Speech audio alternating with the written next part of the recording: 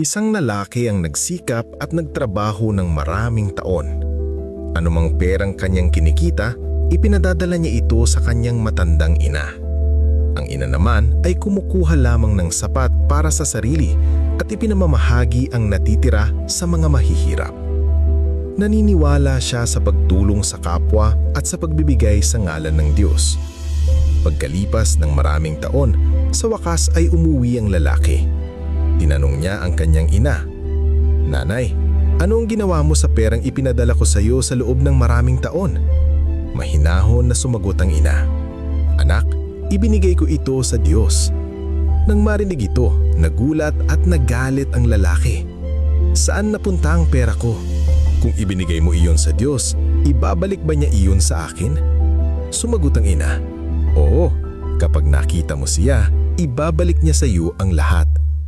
Kaya naglakbay ang lalaki upang hanapin ang Diyos. Matapos ang maraming araw na paglalakbay, napadaan siya sa isang kagubatan. Biglang tumakbo palapit sa kanya ang isang kabayo at nagtanong, "O tao, saan ka papunta?" Sumagot ang lalaki, "Hahanapin ko ang Diyos." Sabi ng kabayo, "Kapag nakita mo siya, itanong mo kung bakit palagi akong mahina at takot." Nangako ang lalaki at nagpatuloy sa kanyang paglalakbay.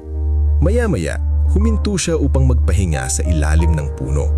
Naalala niya ang isang kakaibang pangyayari kanina. May narinig siyang boses mula sa punong kahoy na nagsabing, "Manglalakbay, saan ka papunta?"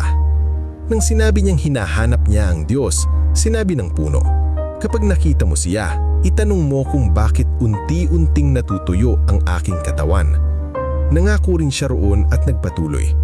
Pagod na pagod ang lalaki sa paglalakbay sa bundok at gubat. Nauubos na ang kanyang pagkain at nagsimulang pumasok ang pagdududa sa kanyang puso. Iniisip niya kung makikita pa ba niya ang Diyos. Pagsapit ng gabi, mahina at pagod na siya kaya nagpahinga sa ilalim ng puno. Inilabas niya ang huling piraso ng tinapay, ang natitirang pagkain mula sa kanyang bahay. Biglang lumapit na matandang pulubi at humingi ng pagkain. Sinabi ng matanda na 7 araw na siyang hindi kumakain at halos hindi na makatayo. Nag-alinlangan ng lalaki. Alam niyang iyon na lamang ang kanyang pag-asa sa gabing iyon. Ngunit nang makita ang kahinaan ng matanda, pinili niya ang kabutihan kaysa takot at ibinigay ang tinapay. Luha sa mga mata, binasbasan siya ng matanda. "Naway tuparin ng Diyos ang lahat ng iyong kahilingan." Gabi-gabi, gutom siyang natulog sa ilalim ng bukas na langit. Mabigat ang kanyang damdamin at ibinulbol niya, "O Diyos, nakikinig ka ba sa akin?" Sa gabing iyon, nagpakita sa kanyang panaginip ang isang anghel at marahang nagtanong, "Bakit ka nag-aalala?" Ikinuwento niya ang tungkol sa kabayong mahina at sa punong unti-unting namamatay. Gumiti ang anghel at nagtanong, "Wala ka bang sariling alalahanin?" Inamin ng lalaki, "Ibinigay ng aking ina ang lahat ng pera ko sa mahihirap at ngayon hindi ko alam ang gagawin." Gumiti muli ang anghel at sinabi, "Ang Diyos ay papunta na sa inyong tahanan upang ibalik ang iyong pera at sasagutin ko ang mga tanong na dala mo. Sabihin mo sa kabayo na hanggat walang taong sasakay sa kanya, mananatili siyang mahina at takot. At sabihin mo sa puno na may kayamanan na nakabaon sa ilalim nito. Hanggat hindi iyon nahuhukay, hindi ito muling lunting." Nagpasalamat ang lalaki at nagpatuloy sa may bagong pag-asa. Una niyang binalikan ang kabayo at sinabi ang sagot. Sabi ng kabayo, "Ikaw ay tao, sakyan mo ako at babalik ang kaking lakas." Sumakay ang lalaki at nagtungo sa puno. Nang sinabi niya sa puno ang sinabi ng anghel, sumagot ang puno, "Kung ganun, hukayin mo ang kayamanan at iligtas mo ako sa pagkamatay." Hinukay ng lalaki ang paligid ng ugat at nakakita ng maraming ginto at pilakang barya.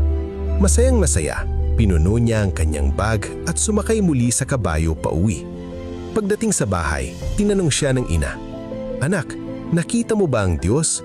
Ngumiti ang lalaki at sinabi, "Oo, nanay, natagpuan ko ang Diyos at lahat ng ibinigay niya sa kanya ay ibinalik niya sa akin ng mas marami."